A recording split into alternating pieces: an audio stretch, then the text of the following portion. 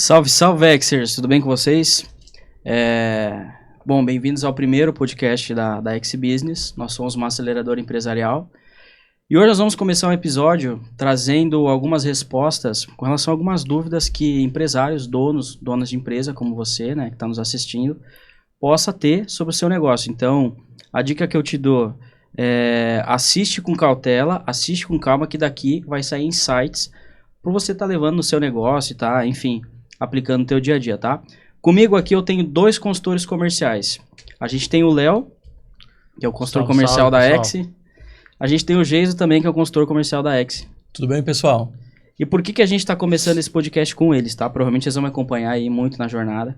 É porque eles têm acesso direto, especificamente às necessidades dos clientes. Então a gente vai estar tirando muitas dúvidas aqui. A gente fez um compilado para tirar muitas dúvidas de clientes que nós já atendemos hoje, ou seja, onde eu sou estrategista, né, de negócios, onde nós provocamos a aceleração desses negócios, e também de clientes que chegam no processo comercial, mas acabam não tendo a oportunidade de fazer o trabalho com a gente, enfim, por N fatores. A gente vai estar tirando essas dúvidas também, tá? Então eu vou deixar aqui aberto para vocês dois poderem estar me fazendo as perguntas e na medida do possível, obviamente, né, eu vou respondendo para poder gerar valor pro pessoal de casa, tá? Não, combinado então.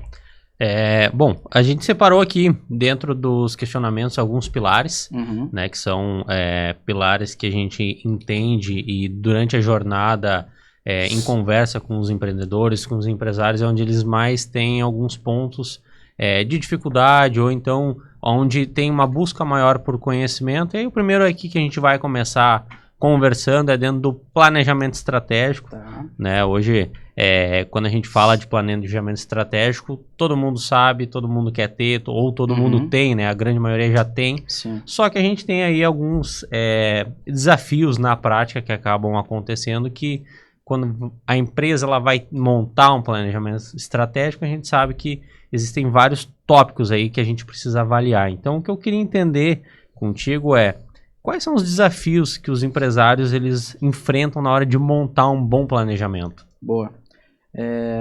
Cara, acho que antes da gente entender os desafios, a gente tem que entender o que é um planejamento, né? O planejamento estratégico da empresa nada mais é do que a gente direcionar as metas, os KPIs, para onde vai a nossa empresa, tá? Então, você tem um resultado para ser atingido, você tem um KPI, você tem uma meta, você se planeja para bater essa meta, tá? Isso é um planejamento estratégico. Os principais desafios que eu vejo, assim, de um tempo para cá, vem polarizando muito a terminologia, né? Planejamento estratégico. E o pessoal acha que planejamento estratégico, ou que planejar de forma estratégica uma empresa, é efetivamente você fazer uma pancada de indicadores, uma pancada de KPIs, para você estar aplicando no teu negócio. O problema, e esse é o primeiro desafio, tá? Que eu vejo, é que justamente se tira todo um tempo para planejar uma estratégia gigantesca de negócio, olhar mercado, analisar, estruturar, faz o planejamento, e como são muitos indicadores, na prática o pessoal acaba não conseguindo fazer esse acompanhamento. Então acontece que dá 2, 3 meses, aquelas reuniões, enxurrada de reuniões no início para ver indicador, para ver KPI, para ver se está evoluindo, se está evoluindo, acabam acabando com o tempo, né? Então existe muito essa coisa de que é algo extremamente complexo. Então esse é o primeiro desafio. O segundo desafio é entender que um planejamento estratégico de uma empresa nem sempre ele é complexo, né? Então, por exemplo, a gente hoje tem muita metodologia OKR, né, que é uma terminologia também para basicamente a gente definir um indicador-chave para a empresa crescer e a gente ter 2, 3 KPIs, aí, 2, 3 indicadores que vão nortear a minha rotina. Se eu chegar para o empresário, como acontece muitas vezes que eu chego, e eu comento com ele que, cara, o nosso planejamento do próximo trimestre, semestre, é pautado em 3 indicadores só, os caras piram, velho. Porque eles acreditam que a gente está sendo muito simplista.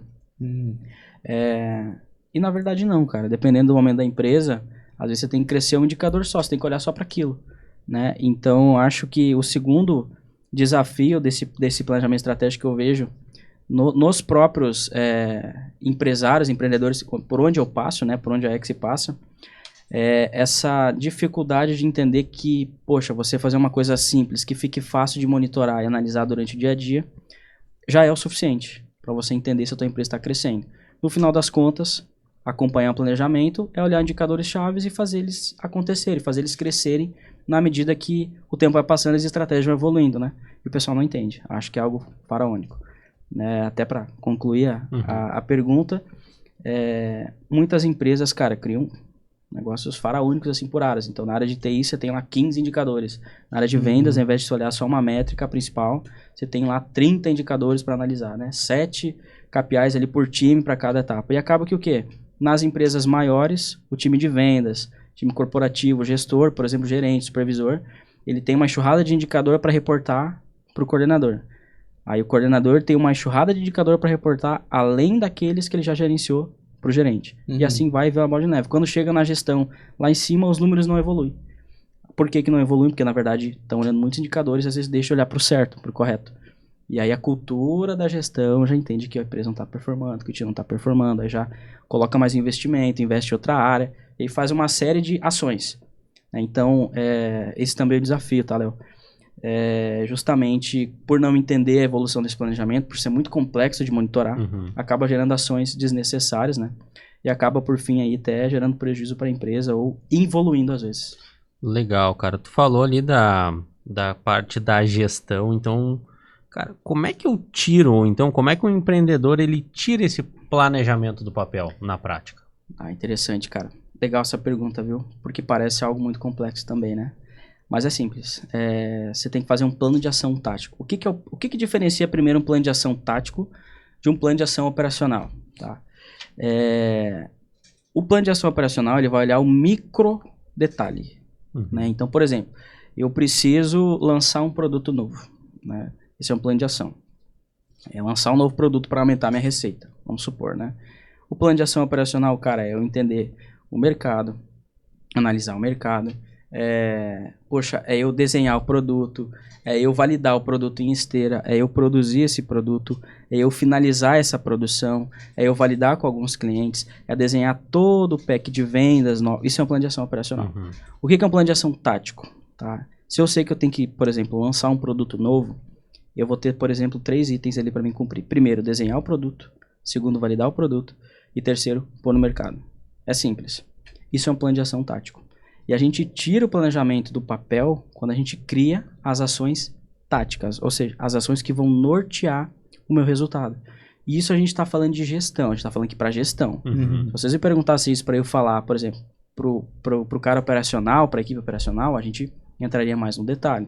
Eu estou falando de gestão, então para o empresário, ele tem uma meta, aumentar a receita, por exemplo. Qual que é o planejamento tático, plano de ação tático que ele tem que fazer para cumprir esse planejamento? Cara, se eu tenho que aumentar a receita, primeiro, eu vou ter um indicador lá de subir, às vezes, a minha taxa de conversão. Então, o plano de ação é validar novos scripts. Simples.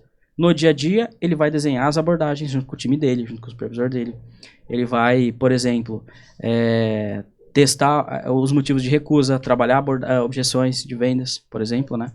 Isso seria plano de ação operacional. Mas no contexto, ele tem um plano de ação ali que é justamente testar novos scripts. Ou seja, ele tem que achar uma abordagem que funcione e traga uma taxa de conversão um pouco maior para bater aquele planejamento. Quando você pega um apurato geral de planejamento estratégico, você tira do papel criando um plano de ação tático. É tão simples quanto isso. Parece complexo. Mas por que eu estou falando isso? Porque o pessoal foca muito no detalhe. É uma coisa simples da gente resolver. Tu acaba sendo improdutivo durante todo esse processo. Total. Você quer fazer muita coisa ao mesmo tempo e acaba não focando no principal. Por isso que a gente olha para um plano de ação tático, tá? Então, resumidamente, como é que eu tiro um planejamento estratégico do papel?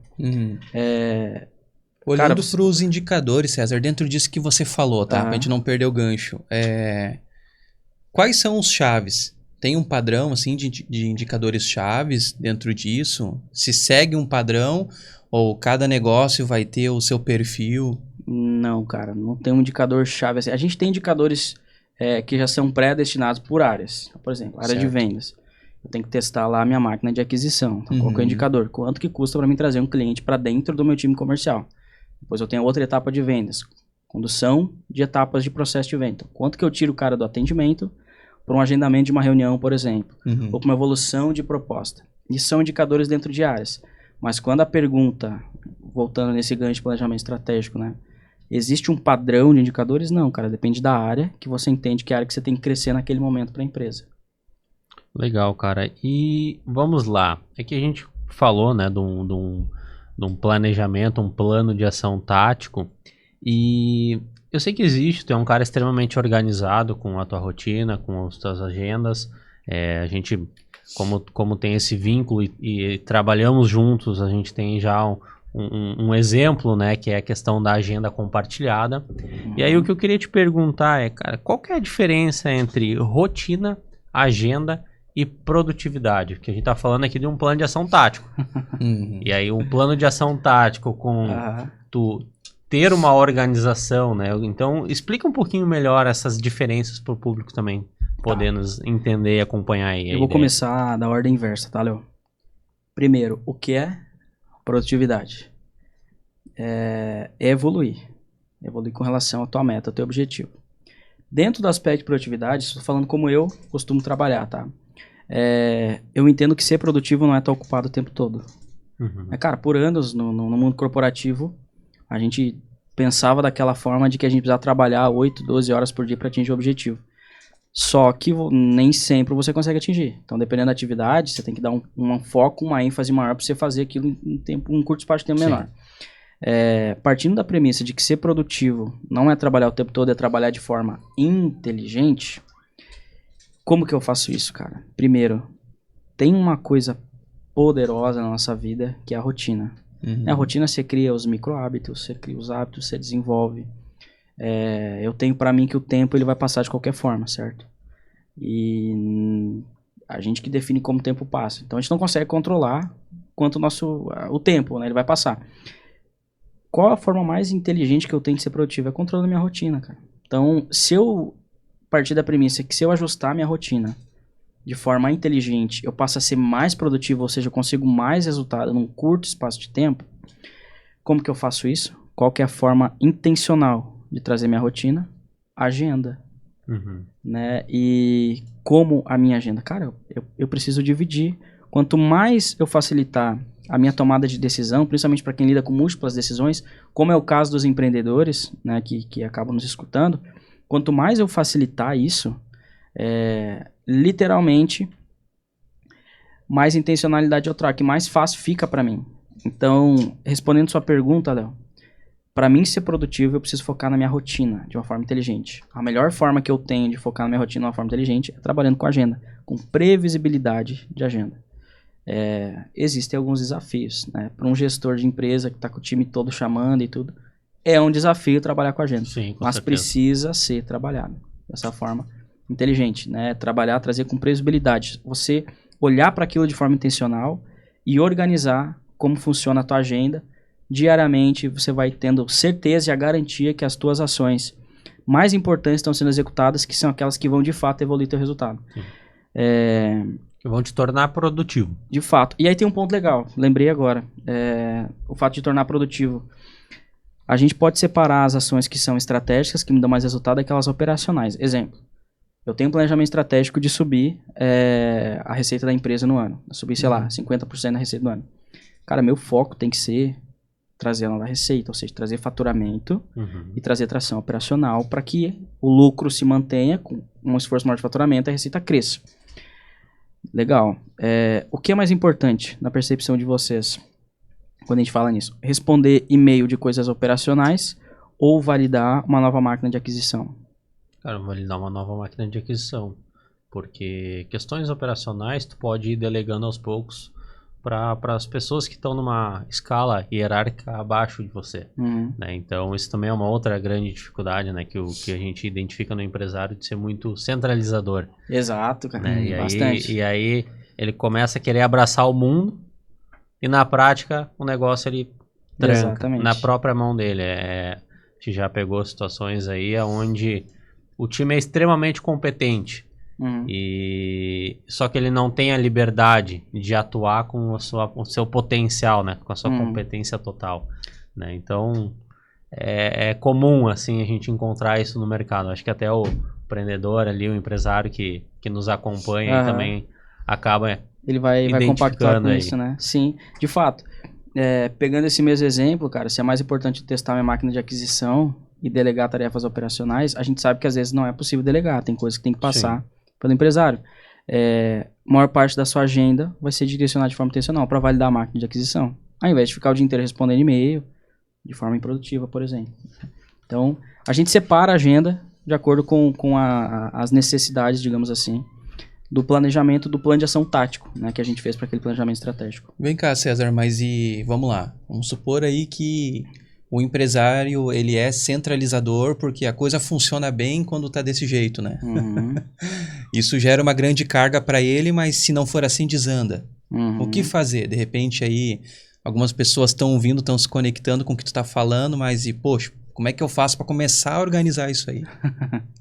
A gente tem alguns pilares, a gente está falando aqui de empresa autogerenciável, né? Ou seja, uma empresa que funciona e se sustenta sem o empresário estar ali o tempo todo, né? E cresce. Acho que isso é um ponto importante a ser falado aqui. Para a gente ter uma empresa autogerenciável, a gente precisa trabalhar 3 pilares. Tá? Primeiro pilar, você tem que ter processo. A gente pode entrar depois nesse assunto, mas eu vou resumir para chegar nesse ponto. Você tem que ter processo, tá? Processos são ciclos, são etapas que você trabalha, que você garante que aquela operação, aquele método vai trazer a qualidade, vai entregar a quantidade necessária da sua produção que você precisa. A gente pode falar de processo de qualquer área, desde a área de vendas, atendimento, áreas operacionais, né? A gente pode falar de processo para tudo. O segundo pilar que a gente tem que entender para trazer esse tempo livre para o empreendedor, ou para a empreendedora que está nos assistindo aí, pessoas. Então, cara, contratar as pessoas certas, com o comportamento certo, né, as habilidades certas, né, pessoal que já está mais inclinado no mundo corporativo para soft skills, as hard skills necessárias, né, são as pessoas que estão ali, elas são competentes, capazes para desempenhar aqueles processos. Então, você tem processo inteligente de um lado, pessoas certas para executar esses processos. E o terceiro pilar, que é uma coisa tácita, né, ou seja, não é tangível, pelo menos não no primeiro momento, né, é a cultura, que é como a empresa lida com essa engrenagem toda, como que o empresário lida com essa engrenagem toda. E a cultura ela é muito importante, tá? Não adianta só ter processo, ter pessoas se a gente não tiver cultura. Você falou ali de, cara, como a gente consegue liberar o tempo do empreendedor. Imagina assim, imagina que o time dele não tem um hábito de ser proativo. Então, todo problema que surge, por mais que o processo seja perfeito, a pessoa que está ali ela é competente. Todo problema que o empreendedor tem, que o colaborador tem, ele envolve o dono, né? O que significa isso? Cara, a cultura da empresa é uma cultura que não exige proatividade do colaborador. Então, quando a gente olha para a cultura proativa, lá na entrevista, vai ser norteado já para o colaborador qual que é, de fato, o nível de proatividade dele. Quando tiver esses problemas, quando você acerta a mão na contratação certa de pessoas, aí você já tem uma pessoa mais proativa, uma pessoa que busca resolver antes. Aí, se você tem treinamentos, desenvolvimento de pessoas, de pessoal, isso tudo faz parte da cultura e desenvolver os colaboradores também, automaticamente uma coisa sustenta a outra. Então, você deixa as pessoas mais inteligentes cada vez mais para cumprir os processos. E aí é uma questão de tempo, né? O dono ele vai tirando a mão e vai ficando mais tranquilo, tá? Legal, cara. E pegando um gancho, então, agora indo para um outro pilar, né? Outros 2 pilares aí que tu comentou, que é a parte de estrutura e processos, né? Dentro de casa a gente olha isso separadamente, mas vamos lá, cara. Em termos de estrutura organizacional, cara, qual que é a importância aí para o sucesso da empresa? Cara, eu costumo fazer uma analogia de negócios com aviões, né? E eu digo que vendas é o combustível da empresa, atendimento são os motores, planejamento estratégico é o plano de voo, né? O piloto é o empreendedor, obviamente, com toda a sua qualificação.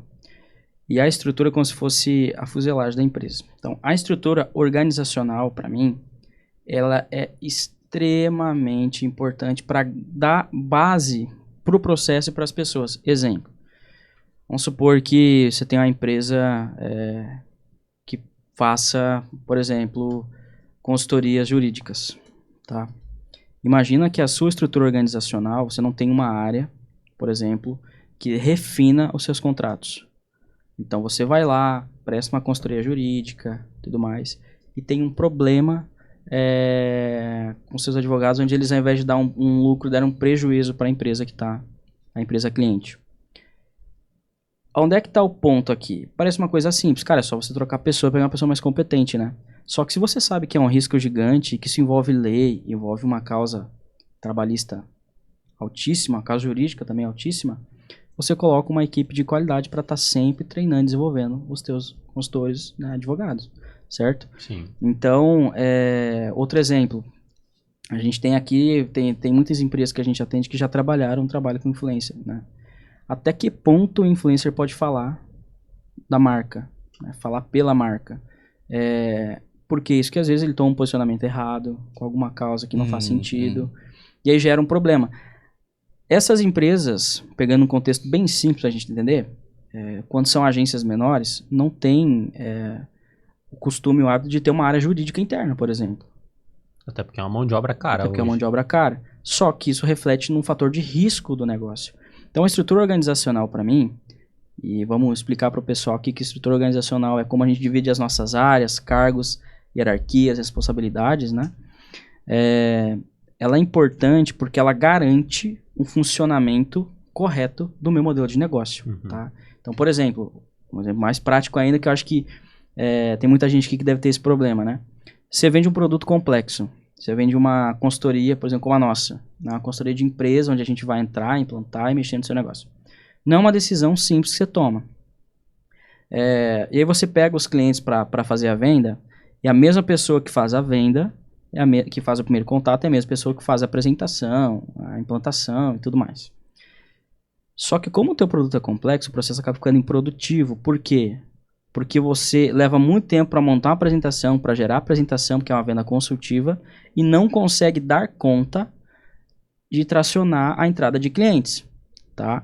O que está acontecendo nesse caso? A sua estrutura organizacional não está adequada para o serviço e produto que você vende, para o modelo de negócio que você deveria ter. Por quê? Você deveria separar, deveria fazer uma pré-venda, colocar pessoas, fazer o primeiro contato, qualificar esses clientes, né? Entender se o cliente tem a necessidade, se ele tem objetivo, se ele tem uma urgência de compra, e aí lançar, sim, para a pessoa que faz hoje o atendimento.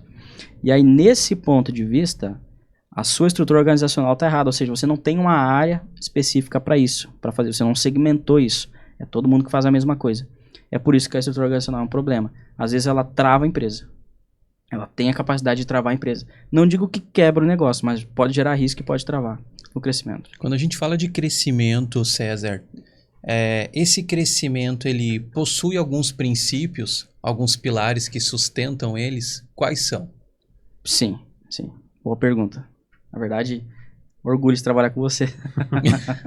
Sim, a gente tem 3 pilares aqui que vão nortear a forma como a empresa vai crescer, tá?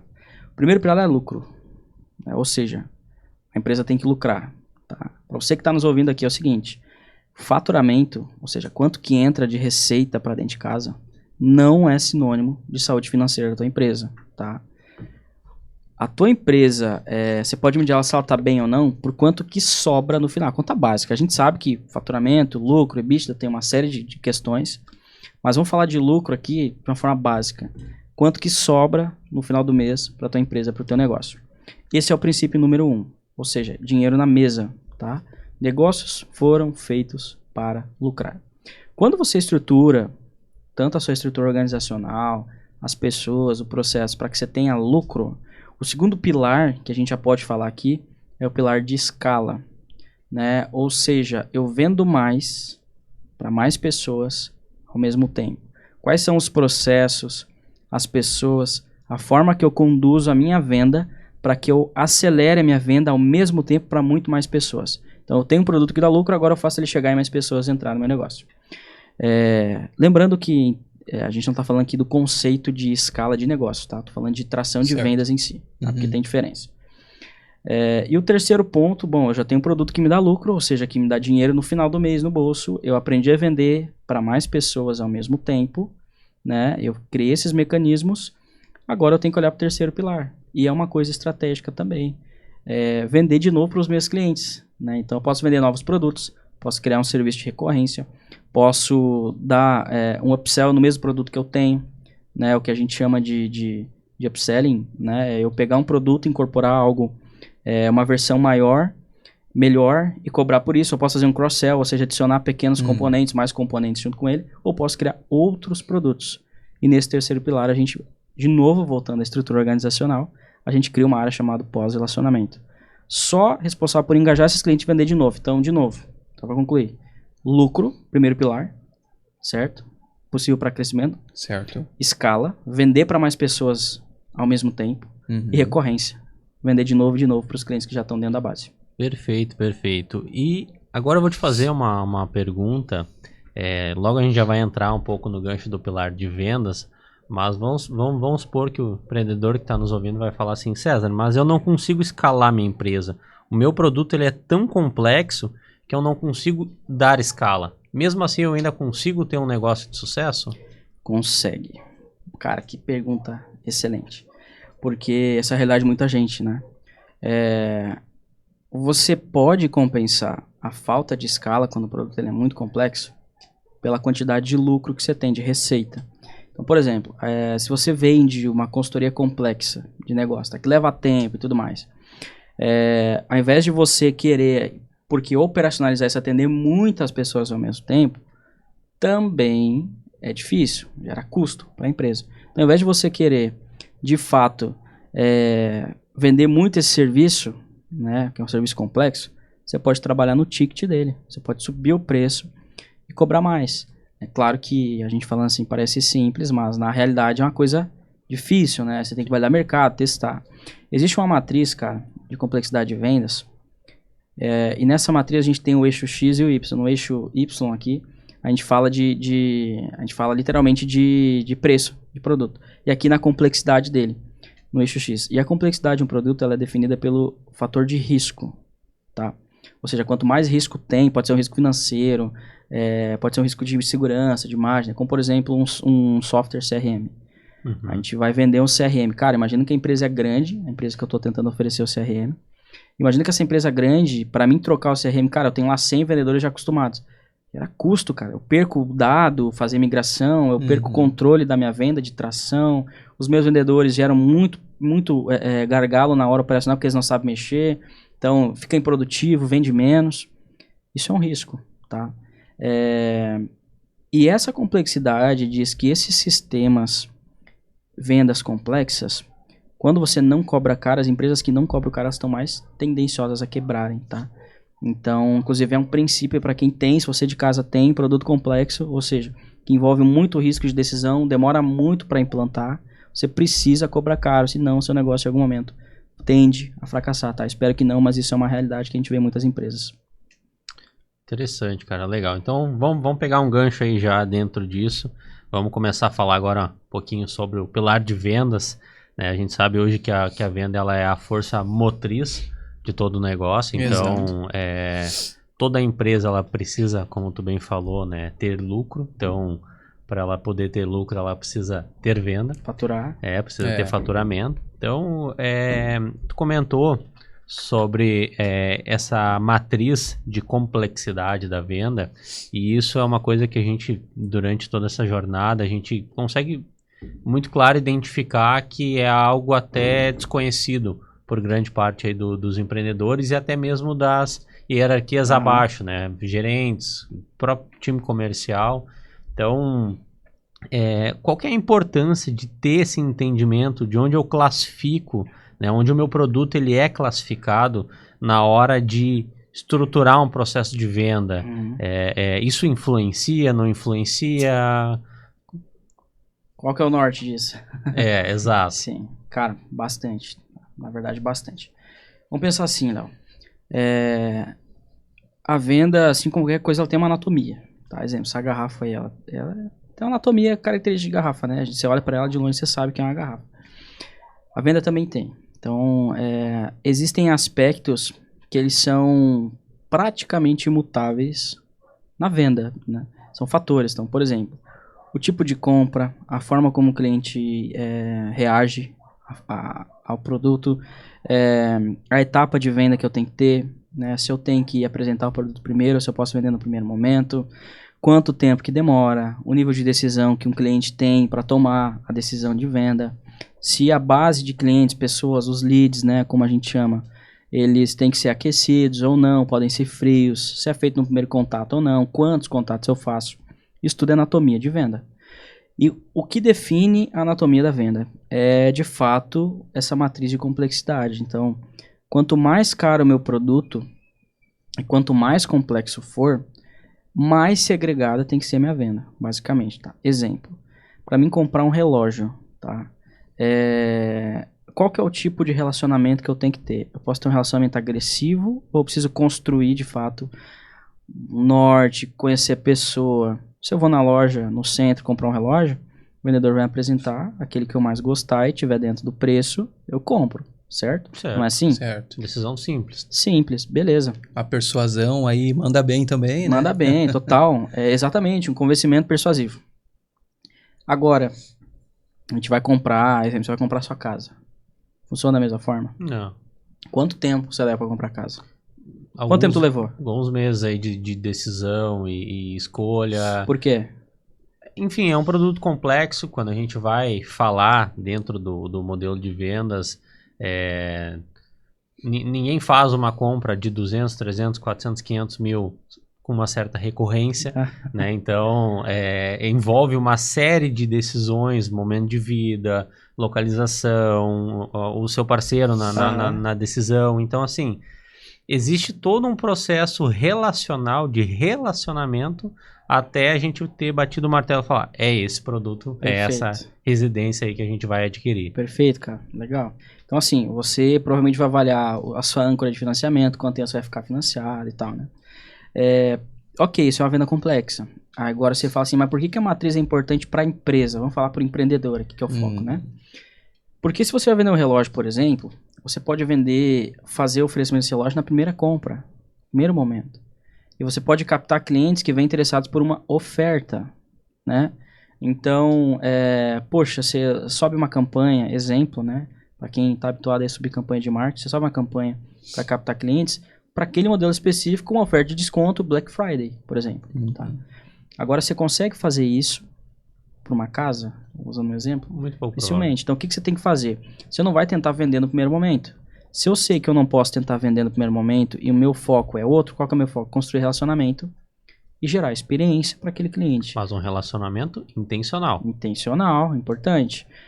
Como é que eu faço isso? Bom, eu levo para visita. Daqui a pouco seria o próximo passo da minha venda. Então, todos os meus corretores, vendedores, eles não vão estar direcionados para tentar fechar no primeiro momento. Eles estão direcionados para tentar levar o cliente para o imóvel, fazer a visita e captar a documentação. A gente já deu consultoria para várias imobiliárias e é assim que funciona o trâmite, com base nas matrizes, né? Então você leva o cara para visita. Dali para frente você vai ter uma taxa. Dali em diante, aí sim, você foca em oferta, em proposta e tudo mais. Só que você entende que quando a gente está falando de time de venda, para você que tem time de vendedor, você não pode simplesmente querer pegar um produto complexo e colocar em canais de venda no primeiro momento. Você tem que contar que a venda vai demorar. Faz parte da anatomia de venda. É assim que tem que funcionar. É assim que funciona, né? Então, tudo bem se o vendedor não vender às vezes num mês, mas ele vender em 1 mês e meio. Tudo bem que eu digo em que sentido, né? Vamos só contextualizar, né? Tudo bem no sentido de você faz um plano de desenvolvimento para ele estar dentro do esperado, do estimado, né? Dependendo do seu modelo de vendas, quantos leads você fornece para ele. Então, você consegue tatear. Da mesma forma que se você tiver um relógio, tiver uma empresa de relógio, você querer construir relacionamento, que a venda demora 90 dias, esquece, né? Você não vai para frente. Então, é por isso que entender a complexidade da venda é importante, que você entende a anatomia, você entende o processo e o modelo de vendas que você vai aplicar e como gerir, como cobrar esse pessoal. Esse como aí, César, eu queria te fazer uma pergunta em torno disso, tá? Eu conversei com um empreendedor essa semana, a venda dele é muito complexa. E olha só o contexto dele que ele está enfrentando. Ele botou uma pessoa altamente comercial e não conseguiu vender. O que ele fez? Tirou e botou uma pessoa mais técnica. O produto dele é mais técnico, mais complexo. Também não vendeu. Você falou de processo em cima de relacionamento. Seria esse o caminho para resolver? Nesse caso, qual que era o nicho dele? Tecnologia. Nicho de tecnologia? Tá. Quando a gente fala de venda, de qualquer cadeira, a gente tem que olhar para o comportamento da pessoa e a competência dela, as habilidades, né? O que é o comportamento? É aquilo que vem de fábrica. Então, por exemplo, aqui, nós 3 temos carteira de motorista, né? Mas convenhamos que eu sou o melhor motorista dos 3 aqui. Vamos usar um exemplo, né? Imagina que Vamos supor que eu cresci dirigindo, sei lá, eu fiz treinamento, participei de preparativos lá da Fórmula 3, né? Que tem lá de kartzinho. Eu tenho uma habilidade natural que ou veio comigo ou foi moldada desde pequeno. Então, só que nós três somos habilitados, ou seja, nós três temos a técnica, né? Permissão. A gente estudou e se capacitou para isso, exemplo, né? Mas um de nós é melhor. É assim que a gente tem que entender para as funções. Né?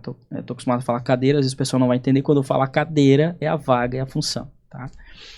A gente está acostumado a olhar para isso sempre. Quando a gente fala de um processo de vendas, o vendedor por si só, ele precisa prevalecer a soft skill, que é o comportamento. Ou seja, essa pessoa ela tem que vir de casa já com comportamento comercial. Ela tem que vir de casa já sendo comunicativa. Ela tem que vir de casa sabendo que ela tem que ter disciplina, porque depender de motivação para quem vende, às vezes não performa. Inovar, às vezes, no processo. Saber que o vício da rotina de conduzir um script ali é um pouco mais difícil. Então, ela tem que ter a mentalidade de estar sempre evoluindo no próprio treinamento. Quando a gente olha para isso e para um produto complexo como um produto de tecnologia, é doido, porque se você colocar só um cara comercial que não entende o básico do básico de vendas, de sistemas, você provavelmente vai ter muita conversação e pouca evolução de vendas. Se você colocar só um desenvolvedor, que é uma cadeira, uma pessoa especificamente centrada, geralmente um pouco mais introvertido, né? Geralmente, não vamos generalizar, mas na grande parte, também não vai funcionar, não vai nem evoluir para a conversação. Então, qual que seria o ideal? Aqui é uma questão, pode ser processo, não sei esse caso, a gente não chegou a avaliar, né? Mas, a partir do ponto de vista que o processo está alinhado, tá? A empresa deveria investir seriamente num vendedor que já tem a soft skill comercial e, tecnicamente, em termos de hard skill mesmo, de habilidades difíceis ali que a gente tem, botar essa pessoa a conviver com os desenvolvedores. E aí, de fato, essa pessoa vai começar a entender aonde o produto agrega. E aí você coloca uma inteligência comercial para saber quem você tem que pegar, que é o IPP, né? Nada mais é do que a pessoa com quem eu tenho que chegar dentro do negócio. E aí direciono todo o teu modelo de venda, a captação para aquela pessoa específica. Então aqui a gente tem 2 pontos, que eu acredito que poderia ser o caso, né? Pessoas, um comercial enviesado muito para uma área de tecnologia, para uma área de sistema, convivendo, respirando aquilo. E também a inteligência comercial de definir, chegar na pessoa do perfil de empresa ideal que eu tenho. Bom, um processo de vendas desenhado resolveria? Não, se o comportamento da pessoa, se a pessoa não tiver essa mescla. Então vamos lá, deixa eu te fazer então, de comercial aproveitando esse gancho aí. Já acompanhei contigo alguns modelos de contratação. E aí dentro dos pontos avaliados tem a ambição e a constância. Vamos lá. Ambas têm o mesmo peso em 100% dos casos? Não. Cara, explica aí um pouquinho. Essa semana eu tive um caso sobre isso. Por quê? Quando a gente vai contratar uma área... Quer ver um exemplo? Vamos pegar para vendas. Não, exatamente. Vamos falar... Que a ambição na venda ela é importante. Eu vou falar de vendas. E a constância também. Exatamente. Quando a gente tem... Numa área comercial, por exemplo, a gente tem uma cadeira de pré-vendas e uma cadeira de vendedor, tá? Então, o pré-vendas faz a qualificação e o vendedor apresenta o produto. Por exemplo, um produto mais complexo. Quando a gente está falando disso, cara, vamos imaginar o seguinte, do ponto de vista de vendas comercial, a gente tem que entender que é uma remuneração variável, tá? A pessoa ser ambiciosa tem que fazer parte do game. Porque é a cadeira na empresa, é a vaga na empresa onde ela mais tem a oportunidade de crescer, de conseguir, de construir a própria renda. Então, no dia a dia, o cara que tem que prospectar, ligar para 100 clientes, fazer 20 reuniões no dia, esse cara, vocês acham que ele vai manter constância, assiduidade na vaga se ele não tiver ambição financeira? Muito pouco provável. Porque geralmente em cadeiras comerciais...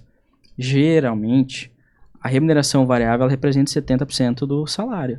Então, o base tende a ser mais baixo. A não ser que a gente esteja falando aqui de consultor. Daqui a pouco tem um consultor presencial. É uma cadeira que tem que rodar mais tempo, passar na estrada. Você vai ter um base um pouco maior do que a média, tá? Mas, via de regra, se for um executivo remoto, o base é mais baixo, a remuneração é mais alta. A variável é mais alta, tá? Se a gente está falando de um cara que vai receber menos de base, mas ele tem que gerar a própria receita, ser ambicioso é um ponto importante. Então, por isso que a ambição, dentro das competências da pessoa, ela tem que ser algo que a gente avalia mais. Constância, por uma questão de rotina, ela também precisa ser avaliada. Como é que a gente avalia constância? Olhando disciplina. Por quê? Vocês dois são vendedores. Vou fazer uma pergunta para vocês. No início da carreira de vocês, que hoje eu já sei que não, já convivo com vocês, mas se vocês estavam num dia feliz, alegre, vocês produziam mais? Sim, naturalmente sim. E no dia triste produzia? Menos. Aí você afeta a sua constância. Então é por isso que a gente tem que olhar para a disciplina da pessoa para garantir que ela, estando motivada ou não, ela cumpra aquela atividade, porque afinal de contas é uma taxa. E em que momento, agora respondendo a tua pergunta, a gente deixa de olhar para isso ainda numa área comercial? Quando a gente pega uma área de vendedor, de closer, que é o cara que faz o fechamento final, imagina que esse vendedor, a venda depende exclusivamente dele. Então ele recebe o lead já pronto, já qualificado, a pessoa já tem interesse, né? Ela está indo ali para uma reunião já de proposta. A venda depende dele, certo? Então a ambição e constância ali tem que ser pontos cruciais, altíssimo, uma escala de uma avaliação de competência de entrevista. Só que se tu pega, por exemplo, um SDR, que é um pré-vendas, a venda depende exclusivamente dele ou não? Não, inclusive a métrica não é nem a venda. A métrica não é venda, mas é uma área comercial. Ele recebe também por tração, certo? De reuniões, agendamentos, mas a venda não depende dele. Aqui, se essa pessoa for extremamente ambiciosa, a partir do momento que ela começar a gerar lead novo, a venda ela cai fora. Então, nem sempre a ambição ela é o ponto mais importante, mas ela é sempre uma das métricas principais se avaliar a competência. Claro que nós estamos falando de casos e casos, né? Mas dentro das empresas, quando a gente pega os times grandes, é isso que acontece. Falando um pouco assim, César, da questão de gestão de pessoas, tá? Tá falando da questão do comercial, vendas, mas eu queria te fazer a pergunta que é o seguinte, na questão da cultura, tá? Cultura organizacional. Eu vejo muita gente falando dela, filosofando bastante em cima, mas eu vejo pouca gente explicando de fato o que é cultura. Eu queria te perguntar isso, referente à cultura, e se a cultura bem alinhada consegue motivar o time dentro da disciplina, dentro da missão, tudo isso. Sim, consegue. Mas vamos partir do início. Tá. Toda empresa tem uma cultura. Toda, tá? Por quê? Porque a cultura é a identidade da empresa. É a forma como ela lida com os problemas, é a forma como ela lida no dia a dia. E uma cultura, basicamente, nós temos 3 pilares, tá? O primeiro pilar são, efetivamente, os códigos de cultura da empresa, né? O que a gente leva como importante, quais são as prioridades da nossa empresa. Depois a gente tem os rituais de cultura, que é a forma como a gente comunica isso para os colaboradores, né? E esse terceiro pilar, eu venho observando ele há um tempo já, que é a ambientação, é a forma como o ambiente da empresa é conduzido, né? É o clima organizacional também. Isso é um conceito meu, tá, gente? Isso aqui é uma coisa que eu venho trazendo. Por que eu falo de clima da empresa, né? Porque não adianta a gente ter código de cultura, a gente saber para onde a empresa vai, não adianta a gente ter os ritos de cultura, comunicar isso para o time, e meu ambiente, desculpa o termo, ser ruim. Eu ia falar um nome aqui, não vou falar, né? Por uma questão de... não adianta. Então, a gente tem que prezar para o clima, né? Isso é a cultura, tá? Então, a cultura ela é uma coisa que, por muito tempo, e ainda é algo que não é explícito. E as pessoas acham que colocar um cartaz, se você é daqueles que só coloca cartaz falando missão, visão e valores... Eu ia dizer isso agora. E não replica no dia a dia para o time, você, de fato, tá fazendo errado, tá? Porque a cultura... No dia a dia ela tem a forma de ser conduzida, mas ela é isso. Beleza, cara. Vamos lá. A gente sabe que toda empresa ela é formada por pessoas e as pessoas elas querem ser valorizadas. Então, vamos lá. Partindo dessa premissa, tem alguma forma dentro da cultura, implementando uma cultura de valor da empresa que isso faz com que as empresas, né, os funcionários, eles queiram fazer parte, eles sejam comprados com a empresa, com o empreendedor? Ou não, o que chegar com uma oferta maior leva? A gente tem, eu acredito, né? Eu vejo muito isso na prática, tanto nos meus times quanto nas empresas que eu passo, que a gente tem 3 tipos, na verdade, de funcionários, né? De colaboradores. O primeiro tipo é aquela pessoa que é indiferente, ou seja, ela tá ali para cumprir horário, então ela tá ali para trabalhar ali, ela tem um objetivo de salário, tá tudo certo, ela chega às 8, bate ponto, às 18, bate ponto, vai embora. A gente tem os mercenários, que são as pessoas que por dinheiro vêm e por dinheiro vão. Então, aquelas pessoas que são ótimas, que são referência, renomado já, mas quem pagar mais leva mais. Tá? Por isso que grandes empresas fazem, inclusive, o contrato de tempo, né, e tudo mais. E a terceira pessoa é aquela que vem pelo propósito da empresa, aquela que compra a ideia, aquela que gosta, que respira a empresa, tá? Respondendo a tua pergunta, é possível. Isso tem que ser feito na hora da contratação, quando dá fit, quando dá match, né? E claro que ao longo do tempo você vai evoluindo, mas o que faz uma pessoa querer comprar o propósito da ideia? É fazer parte do grande marco que a empresa está passando. Então, por exemplo, quando a gente vai falar de uma empresa que está, a X, por exemplo, transformando, o nosso código de cultura é transformar negócios e desenvolver pessoas, né? É o 9º código e para mim é um dos mais importantes, porque a gente faz os outros para chegar nele já bem feito. Quando a gente faz isso, quando a gente olha para isso, a pessoa que trabalha com a gente, ela precisa desenvolver, para a gente avaliar pelo propósito, ela precisa desenvolver o ímpeto de querer fazer parte da transformação e querer gerar receita para as empresas. Como que ela faz isso? É acompanhando a liderança, é nos acompanhando, é convivendo com a gente, é fazendo parte do nosso time. E aí as empresas pecam muito, gente, quando a gente fala de cultura, as empresas pecam muito, por quê? Ou você acha que só a meritocracia resolve, quando a gente fala de pessoas de propósito, e não resolve, tá? Então, por exemplo, você tem uma empresa que ela é meritocrata, né? Ou seja, recebe conforme performa. E você não olha para a cultura, não olha se a pessoa preza os seus valores, você está criando mercenários. Você não está criando pessoas de propósito, tá? Então, uma dica aí para quem quer de fato construir relacionamento com colaboradores engajados e tudo a longo prazo, avalie a cultura e aprende a atrair pessoas com base na sua cultura organizacional e nas competências e habilidades, e não só com base no histórico da pessoa. Então, tá me falando que na contratação eu já consigo comunicar minha cultura. Deve, cara. É importante. É crucial. Esse é um erro gigante, cara, gigante. Essa semana mesmo, ó, pra você ter uma noção. Essa semana mesmo a gente fez um teste. A gente tá fazendo um processo seletivo para implantar um modelo comercial novo. Tá? Nesse teste que a gente está fazendo, a gente teve, de fato, uma série de... Enfim, não vou falar o processo de contratação aqui, vai longe, né? Mas teve uma pancada de pessoas. E para mostrar para a gestão que a gente valoriza a cultura, nós pegamos um código de cultura por atividade. E nós focamos uma entrevista, algumas, né? 5 para cada. 5 entrevistas focando nos códigos de cultura. E outras simplesmente só focando nos históricos da pessoa e histórico, né? Enfim. Que é o tradicional. Mas isso era para mostrar para a gestão a importância. Como a gente desenvolve a liderança, tudo, a gente vai testando para a liderança ver que faz sentido. Tá, a gente depois faz um teste. A pessoa entra, a gente não contrata de cara, a gente faz um teste, né? Que eu acredito muito em testar a capacidade de aprendizado e de molde, né? Modelação, digamos assim. Não sei se a palavra existe, mas vamos usar aqui como base. Das pessoas no teste. E aí a gente teve 2 colaboradores que se destacaram. Só que, cara, acredita, uma a gente simplesmente mostrou o processo, era um processo de prospecção, tinha que ligar e tudo. A gente entregou uma lista antiga pra essa pessoa e ela ativamente tomou essa iniciativa de entender. Inclusive o nome dela é uma menina, né, a Vitória, parabéns se estiver nos assistindo.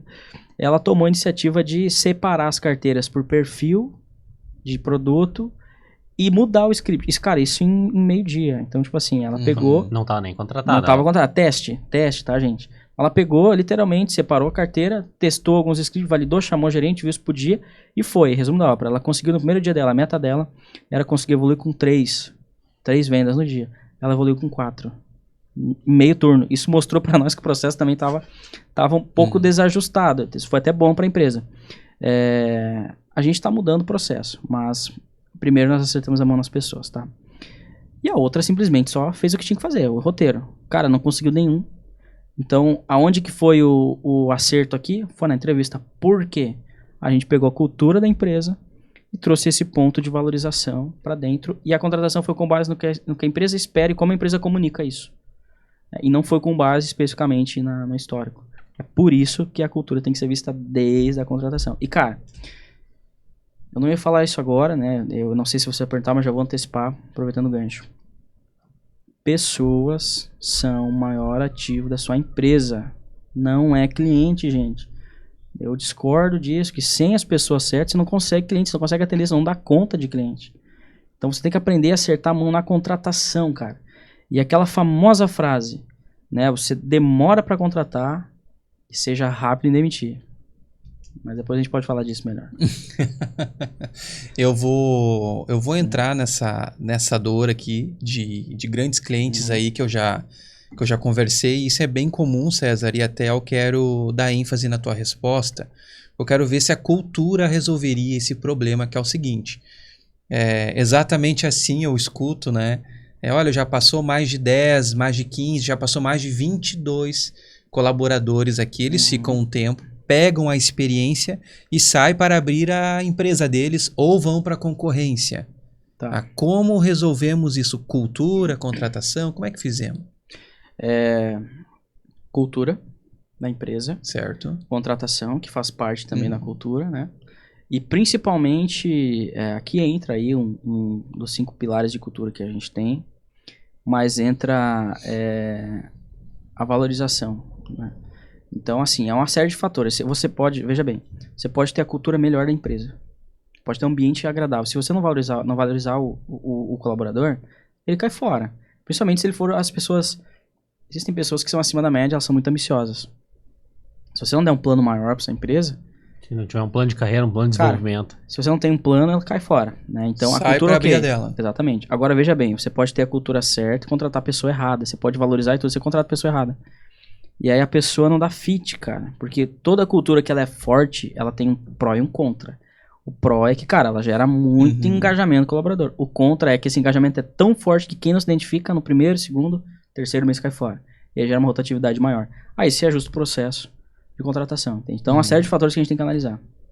Beleza, cara. Perfeito. Então, sim, temos perguntas aí para horas e horas e horas de conversa. Também tem vários outros pilares que a gente costuma também adentrar. Tem a parte de pós-relacionamento, enfim. Cada tema também abordado aqui tem muito mais conteúdo que nós podemos aprofundar. Mas agora, indo já para a reta final, eu queria que tu, César, passasse uma mensagem para o empreendedor, tanto aquele que está começando, aquele empreendedor que já está na jornada e está um pouco perdido, não sabe onde a empresa vai. Uma mensagem não só de motivação, mas de um direcionamento do que ele pode fazer aí a partir de agora para tentar alinhar, né, tanto vida pessoal quanto vida profissional. Muita gente tenta separar, tem muita gente que não consegue separar, mas no final das contas a gente sabe que centraliza tudo no eu, tudo na pessoa e... Tá, bacana. Legal, gostei da provocação. Você vai passar por dificuldade, tá? Seu negócio vai ter dificuldade. É normal, tá? O negócio, nem todo negócio ele cresce rápido, nem todo negócio dá um boom. Às vezes, dependendo das pessoas, elas têm que quebrar algumas vezes para aprender. A gente trabalha para que não. Mas se você, né, se tu que tá me assistindo aí tá passando por uma dificuldade, eu quero que você saiba. Faz parte do game, tem como resolver, tá? Você não vai conseguir separar o pessoal do profissional enquanto você for o cabeça do negócio. Enquanto você for o CEO do negócio. Enquanto você responder por esse negócio, não tem como separar. Tá? É impossível separar. Mas tem como aprender a lidar com isso. Tá? Tem como, é possível. Se você focar e entender que você tem que ser mais intencional, apagar menos incêndio, quebrar essa mentalidade que a gente vê em muitos empresários, inclusive, de não querer investir em estruturação, em pessoas, não querer terceirizar, se você focar nisso, você focar em pessoas, aprender a fazer gestão de pessoas, aprender a estruturar processo, investir em pessoas qualificadas, veja bem, um dos princípios que a gente segue na contratação é contratar pessoas que são melhores do que nós nas áreas. Você, dono, você não pode ser um especialista, você tem que ser um generalista, tá? Porque você tem que saber de tudo um pouco. Você tem que saber contratar as pessoas especialistas para trabalharem para ti. É assim que a gente trabalha na nossa consultoria. Se você fizer isso, tem jeito, tem solução, não desanima. Qualquer coisa, entre em contato com a gente, vamos trocar uma ideia, vamos entender o que faz sentido. E, cara, se você quer alguém que execute a transformação do teu negócio, eu não posso deixar de fazer nosso merchan aqui, né? Claro. X-Business, cara. Contrata a gente põe a mão no teu negócio, analisa, faz o diagnóstico, implanta a estrutura, treina, deixa pronto para te conduzir e ainda te treina, te capacita para poder seguir com a nova estrutura, novo modelo de negócio para frente, tá? Mas agora eu quero te fazer uma provocação então para finaleira. Se o empresário ele olha depois desse teu belo merchandising e fala assim, cara, mas nem eu sei para onde a minha empresa vai, tô perdido. E aí? Nos contrata igual. A gente dá um direcionamento, a gente diz se faz sentido ou não, a gente analisa o teu mercado. Assim, cara, nem todas as soluções do mundo elas vão ser do dia pra noite, mas pelo menos um diagnóstico que esse mercado não faz sentido, a gente vai te dar, tá? Mas tem solução. Entre em contato com a gente, com o nosso time, nos nossos canais aqui, que a gente vai estar avaliando, fazendo diagnóstico e te ajudando caso necessário, tá bom? Fechou. É isso. Isso aí, gente. Isso aí, pessoal.